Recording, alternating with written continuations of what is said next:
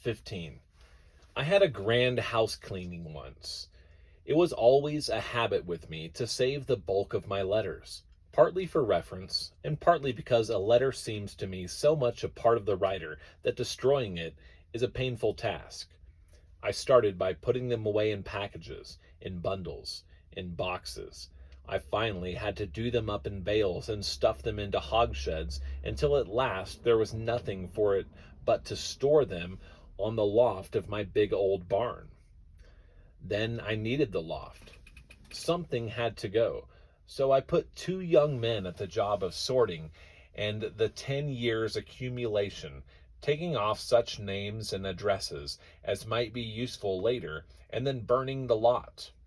It took them the better part of a week, and according to their rough calculation, that loft held 85,000 letters. When they had finished, they came to me with a paper box full of unused postage stamps, many of them foreign, and several of large denomination. We took those out of the letters, they said, and when I had them counted, those stamps totaled enough to pay the wages of the two boys twice over. They had been sent to pay for seeds, for return postage, for small bills, and the like, and had been overlooked when the letters were read. After that, I tried to keep my correspondence cleaned up all the time, but, phew, it wasn't any use. I suppose I have accumulated in the last 10 years fully as many letters as were destroyed in that wholesale house cleaning of 1914. It seems to me I have disposed of pretty nearly all my mail as soon as it was answered, and the business it concerned was finished. But now, looking through the house and the offices and the barn in search of things to jog my memory for these chapters, I find that I am again like a needle in a haystack of letters. I wonder, contemplating them, how I have contrived to make time to attend to them, and yet I don't believe any friendly, courteous request, any business communication, any letter of inquiry, any application for information, a job, a loan, or a recommendation, or even any missive blaming for me for the poor state of civilization, or cussing me for something I have said or have not done, has ever crossed my desk in 60 years without being given some sort of a reply. We had a heavy old bore visiting us once who never said anything or thought anything or did anything without cocking his head on one side and asking himself just how a mention of that thing said or thought or done would look when it appeared in his biography. Somehow, that angle of the matter never struck me at all. Maybe I was too busy, or maybe too independent, or maybe too direct in my habit of mind to be concerned. At any rate, I doubt that they will get much out of my letters, that they will be worth preserving for their fine literary style, or for the bits of scandal hidden away in them, or for any of the other qualities that appear to make man's letters worth printing after he has ceased to write letters for all time to come. No, the biggest interest will be found in the letters written to me. I have mentioned some of them before in these chapters, the letters from collectors in scattered parts of the world who have sent me seeds and bulbs and cuttings for experimentation, and perhaps these are the most interesting and informative of the great mass of correspondence I have had because they tell of adventures near and far, of the countries where the writers lived, of the customs and habits of the people, of the botanical and climatic wonders. They are, in short, a sort of travel series, reading which one can go around the world in 7 hours, and from pole to pole in an evening. But there have been many other interesting and instructive letters, and also there have been callers at my door who have added to the pleasure of existence for me, and have given me about the only contacts I have had with the world of people and events. The mailbag and the doorbell. You who live in big cities, who travel about the world, who go to the theater one night, to the opera the next, to a lecture course, to great dinners, to clubs where famous men gather around the fireplace or the table and swap stories of their lives and experiences and opinions. All you who move about and have your contacts with a great mass of people as your daily portion may never have tasted the joy of knowing the world through the mailbag and the doorbell. It is not so bad a way.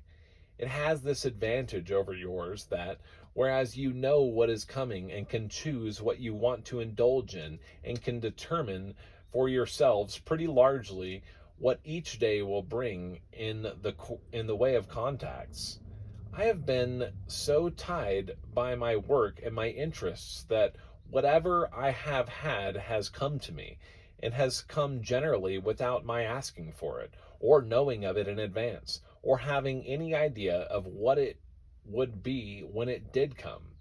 The faithful, patient, smiling mailman, one of our best friends and most tireless servants, but one we too often accept as a cog in the machine of life, and give no consideration to as a human being and a friend, has been coming my way ever since I started my nursery business in Santa Rosa back in 1878.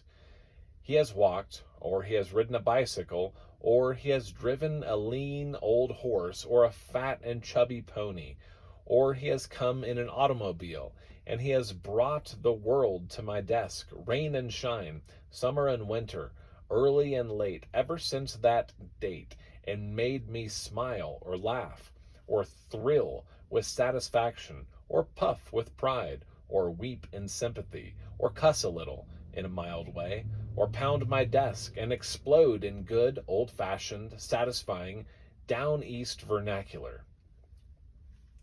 He has been the principal line of communication between me and the great things and the fine people of the earth, and I am grateful to him, and have told him so time and again, and man after man, as the job passed down a long line of successive mailmen on my route. I have seen a great change in letters in my time. The old art of letter writing seems to have died out, and more I've noticed that a letter is the mere bones of a body that might have been breathed full of color, fragrance, friendliness, and satisfaction. That, of course, is part of our modern developments.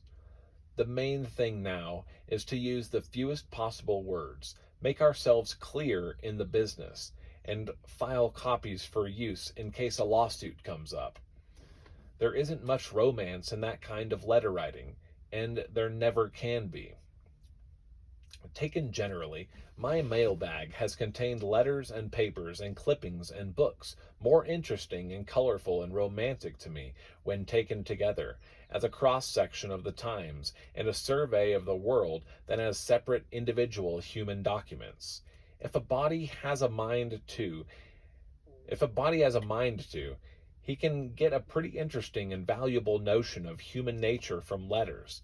The politician is there who wants to win an office, or to hang on to the one he has, or to make a showing so he will be promoted, or to clutch at an appointment just before he is beaten at the polls.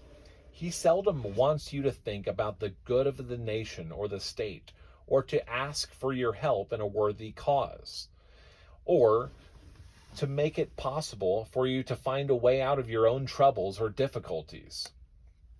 The reformer is there with his scheme for making everyone better overnight, in violation of all nature's laws and of the facts and history of biology. The promoter is there with his plan for giving you something for nothing, provided you make a small advance to him of the something in cold hard cash or negotiable paper. The idealist is there with a dream of finer things, usually a little impractical as to his machinery.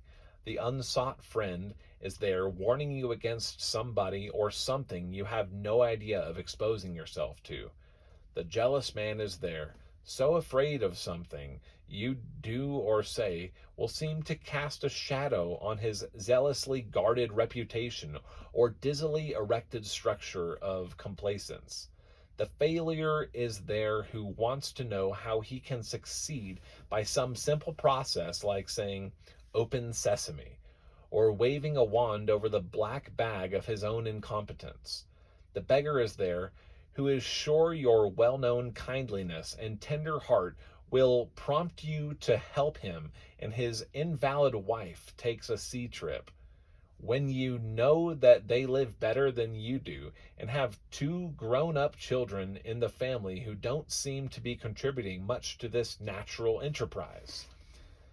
They are all there, and thousands more, just as you find them in life, but a little off their guard in letters and much more likely to give themselves away through the very anxiety they show to make out a good case for themselves. But that is only one side of the picture. The big, busy, royal soul is there who takes a minute from his hurried day to tell you that you are doing well at your job, and more power to you. A true friend is there who knows you are rushed and so won't come to see you or take up your time calling, but who must say that he loves you and wishes you well and will do anything you want him to do, if the occasion arises when you need him. The sincere admirer is there, clumsy with words, perhaps, but unable to resist the urge to say that you are appreciated in some quarters, anyhow, and that you have done him good, or done her good, perhaps, by something you have written or said or accomplished in your own field and fashion. The shut-ins are there, the sick, the maimed, the blind or deaf, reaching out their hands to you and thanking you for what you are trying to do. The old are there, tired from the struggle, but sweetened and mellowed by their experiences in it, and glad to say a cheery word or to give you a bit of sound, old-time advice, or to suggest something you would never think of until you, too, came 90 and could look dispassionately on life and see a lot of things the young folks of 60 or 70 miss. And the children are there in thousands. Dear Mr. Luther Burbank, I read in the paper that you were sick. I hope you will get better. In reading, we have been reading your books, and I like them better than any other books. My name is Mildred, and I and two other friends are going to have a flower garden this summer and try mixing the pollen. I'm in the 6th grade. The thing I like best is to plant flowers and watch them grow. Yours truly, Mildred Vasconcelos. Dear friend, we are the children of the 7th grade of the Clara Barton School, and we want to write to tell you how much we like you and how wonderful we think it is that you wanted to work with flowers and make them better. We have a garden in the vacant lot near the school and grow only the Luther Burbank seeds. Our teacher, Miss Nielsen, takes us on trips on Saturdays sometimes to study the wild flowers and the trees and the timber north of Lake Okatong. When we are there, we wonder what you would say if you could go with us and tell us about the things we do not know about flowers and nature. We hope you are well and that your flowers and trees will be more beautiful to you and to us all the time. Your friends, 7th grade. Dear friend, a man lectured in our town last year about you and how you cross flowers by putting pollen on them.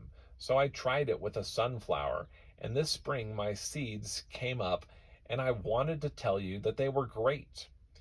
You never saw so many kinds of sunflowers, and the chickens didn't know whether they were sunflowers or some new kind of weed. I wish you could see them. I'm 11 years old, and I wish I could do the kind of things you do. And I'm going to try and get smart enough to do the same kind of things when I grow up. Louis Lindstadt. I'm sending you a snapshot of me and my little sister standing by the sunflowers. If I had a room that was big as my love for children is big, I would have filled it from floor to ceiling with that sort of letter, for there have been enough of them, and they are still coming. I never failed to answer them, or have them answered, and I never felt the time was wasted, or the stationery, or the trouble.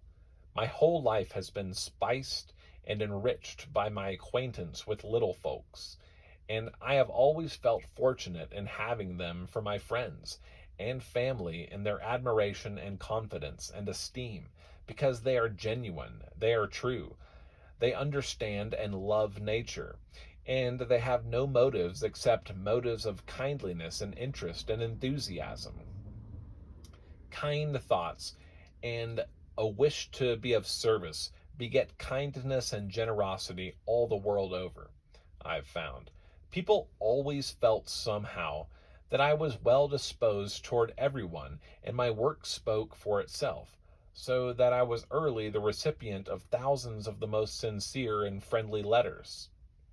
It is doubtful if more than 1/10 of 1% of the correspondence ever reached Santa Rosa or the gardens, yet many of them wrote now and again over a long period of years. As time went on, and my business activities of a very diversified sort waxed great, the notes from old friends, only known through the agency of the mailman, yet nevertheless dear to me and usually recognized before the envelopes were opened, were thankfully received and fully enjoyed. They traveled, too, these friends of mine, into strange and fascinating corners of the globe. I have 2 scrapbooks full of picture postcards that some of them sent me as they went, so that I got a breath of air and a glimpse of beauty from every land through their kindness and thoughtfulness. To me, many of their names are more familiar than the names of my own neighbors in Santa Rosa. I learned their characters and dispositions and interests through their letters and notes to me. I could tell which man was inclined to a short temper, which to an over-generous heart, which to a love of art and music, which to a cool and business-like appraisal of values of life, which to sentiment, and which to gushing sentimentality. I vow I could tell you more about many of my correspondents than you could tell about any but your intimates, because a mailbag friend puts himself down, in the end, pretty clearly on paper and draws a picture of himself for the discerning to see, even though he may be writing only of external things and may scarcely mention himself. The concern of these distant friends over my health was always touching and warming to me. After a while, I began to be watched by the newspapers, and a bad cold in the head would get me as much space as the introduction of a new fruit destined to bring blessings and profit to the race for 1,000 years. This curiosity about me, my habits, my eating, my home life, my thoughts, my aches and pains, had the result of bringing to me rivers of letters. I find that, by going through the correspondence hastily, I can almost reconstruct the story of my life, and that there are brought to my mind innumerable incidents and small sicknesses and trifling business matters that I myself long since have forgotten.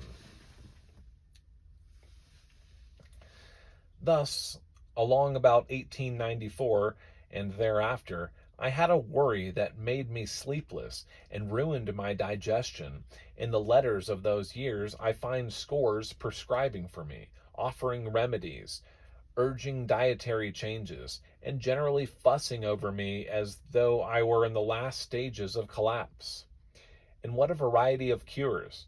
If I had tried one half of them, I would have despoiled the back room of the local pharmacy. If I had experimented with any considerable proportion of the remedies proposed for sleeplessness, I would have been up all night putting myself to sleep. And as for diets, there's no hotel in the land that would not have been ruined in a week had I dropped in there as a guest and begun to order the variety of foods prescribed for me by my anxious friends. My mailbag was a curious medley of voices from the outside world.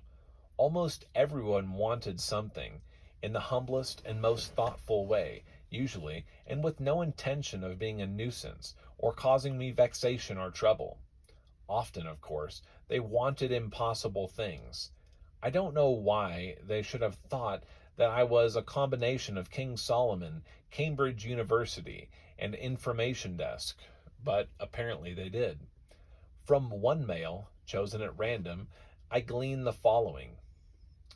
I trust that I may write you concerning a peach tree grown in my backyard. This may be of no consequence, but it is unusual for a natural tree, and those who have tasted the fruit pronounce it exceptional.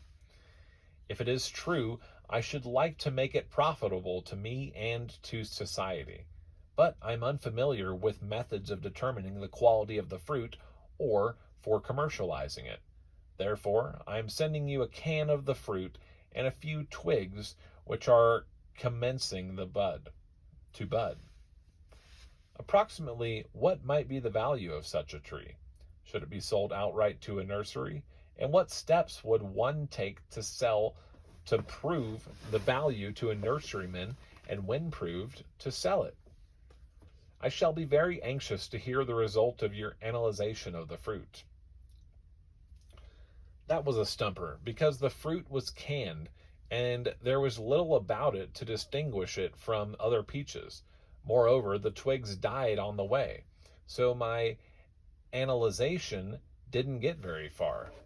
But at any rate, this query was in my own line, and I could reply with a show of intelligence. But look at this one.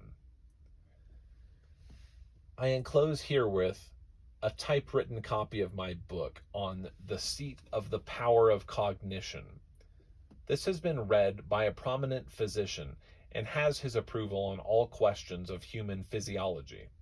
I would appreciate your reading this and giving me a frank opinion concerning it. Whatever you say will be considered confidential, and I hope you will not hesitate to point out any errors that you may discover. I was always receiving that kind, and as far as for books on every subject under the sun, thousands of them printed at the expense of the writers, I could fill a good-sized library with them. What we used to call cranks swarmed to me through my mailbag. If you had plenty of time and patience, you could get a certain amount of amusement trying to make out what it was they were talking about, and sometimes you succeeded. It was as fascinating as the crossword puzzle, and only a little more difficult. In this mail I am writing of, there was the following. Dear fellow friend and scientist, it is God's will that I have the privilege of presenting a message concerning the two foremost flowers of the earth, the lily and the poppy, drafting one on the other, which symbolizes one of peace on earth and goodwill toward men, one of which will place the world to know a new standard, and one of which will elevate the heart and mind to balance in a more perfect atmosphere, and that source of which is all harmonious. It is all thought and mind that spirit determines, guides, and directs. It is a crossed specimen between the Chinese opium poppy and the Egyptian kala white lily, or lily of the Nile, Cape of Good Hope. That geographical hybridization finished me. It looked as though I hadn't been grounded sufficiently on the new plane to tackle metaphysical botany of that variety. So I wrote a note, I suppose, thanking the writer and expressing a devout wish that he wouldn't come again. But here was something to take the eye. The heavy, substantial-looking, impressive stationery that foreigners commonly use always did fascinate me. They accuse me of putting a good many letters into the safe just because of the looks of them, and this was one. It came in a big white envelope with a seal, and whole collection of Austrian stamps on it, and was addressed to Mr. Burbank, botanist and scientific planter, U.S. North America. The mailman has made a good guess on that vague direction, and here was the letter in my hand, reading thus: Dear Mr. Burbank, Jay got your address from a friend of mine and should like to ask you a favor. Having since some years of fancy in growing cactus plants in hot houses, Jay will start now in a greater style and secured already land and hot houses.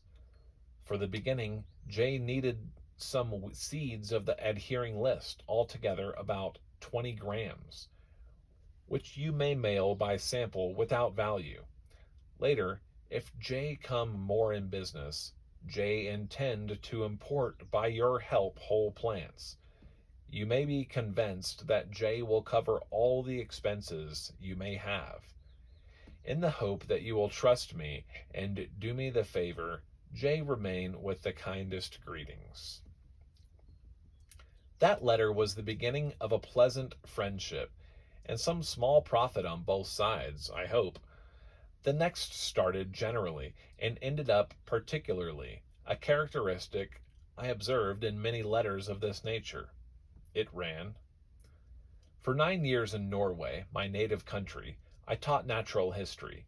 I love animals, and I admire and wonder about plants. True, we do not appreciate them as we ought to, was my thought then, as it still is.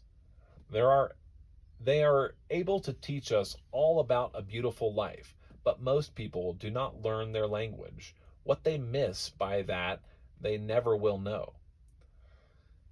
And now my old soul wants your sun shining on it. Dear Mr. Burbank, would you please let your secretary kindly tell me if there would be any possibility for me to get any kind of work in or around Santa Rosa?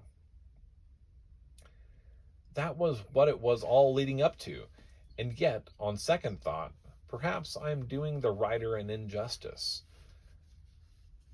It was a kindly letter, well meant and well written, and although I wasn't able to help the writer, I felt a little warmed around the heart, I'm sure, by the interest shown and the confidence she had in me, whom she had never seen and only vaguely heard of, perhaps.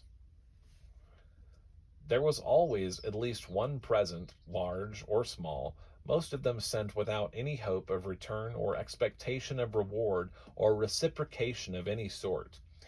It was embarrassing at times, yet plainly these people, whom I have never known at all, were actuated by generous and kindly motives in sending things to me. There was a package and a letter in this typical mailbag I'm writing of.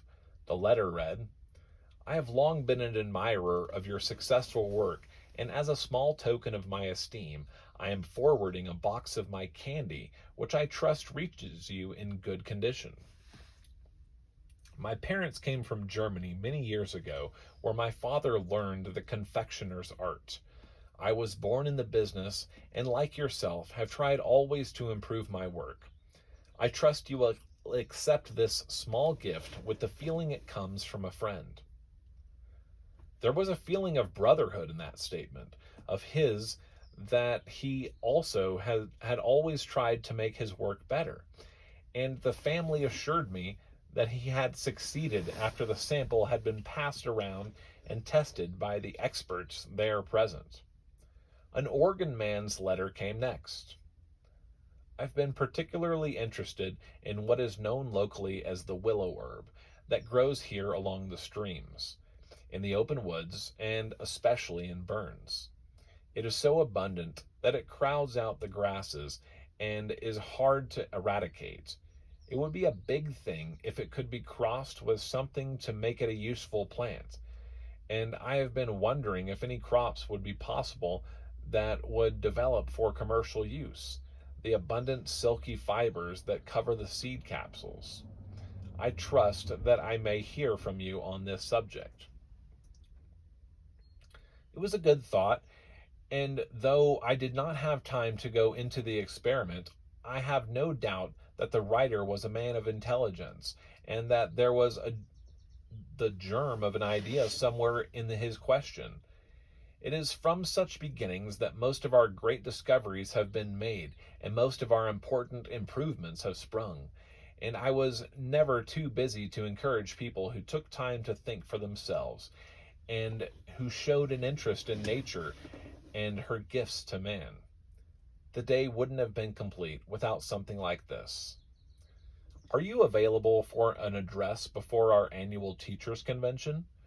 We would make our dates suit your convenience and would like to be informed as to your preference for a subject and as to your usual charge. I could answer that without hesitation. I almost never made addresses. I never traveled far from home. I had no preferences as to subjects so long as they would let someone else do the lecturing. And my usual charge was $1 million an hour, which was the least I would take for subjecting myself to the agony of standing up before an audience and trying to remember what it was my wife had suggested I say. So there was a message easy to reply to. Back on my own territory again with the next. Dear Mr. Burbank, the cattlemen in this country have all gone broke, all on account of a weed that the cattle eat. It has occurred to me that possibly you might be able to help them get rid of the weed. This weed, or loco as we call it, causes the cattle and horses that eat it to go crazy. They will eat it when it is green or dry, but it affects them worse when they eat it dry. It grows during the fall, winter, and early spring. Then it dries up. It resembles alfalfa some, and they tell me that it belongs in the same family. If you're interested to study this weed to see if you can find something that will kill it or find some way to improve it so that cattle can eat it as food, I would like to hear from you. I had previously made some investigation of this loco weed and had given 2 or 3 Western experiment stations hints as to possible methods of procedure, but I had to leave it to them to carry out the project. As a matter of fact, it looks pretty hopeless to me. You see, when you have a weed or a varmint or a family of men that has run to seed for a long time and has been poisonous and nauseous and dangerous, you have fixed those qualities in the heredity firmly, and it would take more than a generation or two to improve them and to make them useful and ornamental and law-abiding. The loco weed and the poison oak are the weasel and the ground squirrel, and the confirmed thief are developments, not accidents. You can't put the blame on the individual, and you can't do very much to change the individual unless you take him young and give him an entirely different environment and work with him and train him and be ready to put a barbed wire fence around him if he shows signs of breaking off the reservation again. We have loco weeds in our literature as well as on our prairies that would be better rooted out and burned. But we have let them go on growing up there, and we have encouraged them and given them a chance. And now we can't turn around in a day and suppress the sex stories and eliminate the sensation from our newspapers and expurgate our vicious novels by a simple wave of the hand. The loco weed looks good to eat, and the suggestive novel shows off well the newsstand. But both of them are deceiving and cause the consumer to go off his head. It is going to be a job to get rid of either one of the weeds, but someday we will take hold manfully and do it, whether by grafting in some better stock or by rolling up our sleeves and burning out the whole infested area to the grass roots.